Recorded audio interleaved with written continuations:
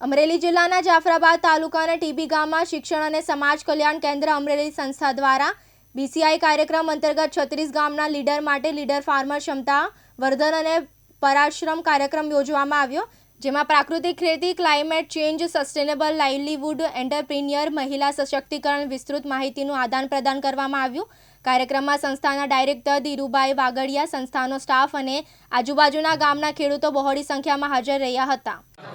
હું ધીરજ શિક્ષણ અને સમાજ કલ્યાણ કેન્દ્ર અમરેલી દ્વારા આજે ટીંબી મુકામે બેટર કોટનના કાર્યક્રમને લઈને એમના જૂથના જે લર્નિંગ ગ્રુપ બન્યા છે એમના ગ્રુપ લીડર સાથેનો ક્ષમતાવર્ધન અને કન્સલ્ટેશન રાખ્યું હતું કે વર્ષના અંતે આપણે આપણા કાર્યક્રમની અંદર ક્યાં સુધી પહોંચ્યાશું એ તપાસવા માટે બધા ખેડૂત આગેવાનો સાથે અમે એક પરામર્શ પ્રોગ્રામ કર્યો હતો। એની અંદર ખૂબ સરસ રીતે બધા લોકોએ સારી એવી ચર્ચા કરી હતી અને જ્યાં જ્યાં માનો કે ક્ષતિઓ જણાય છે ક્ષતિઓ દૂર કરવા માટે એક આયોજન કરવામાં આવ્યું હતું।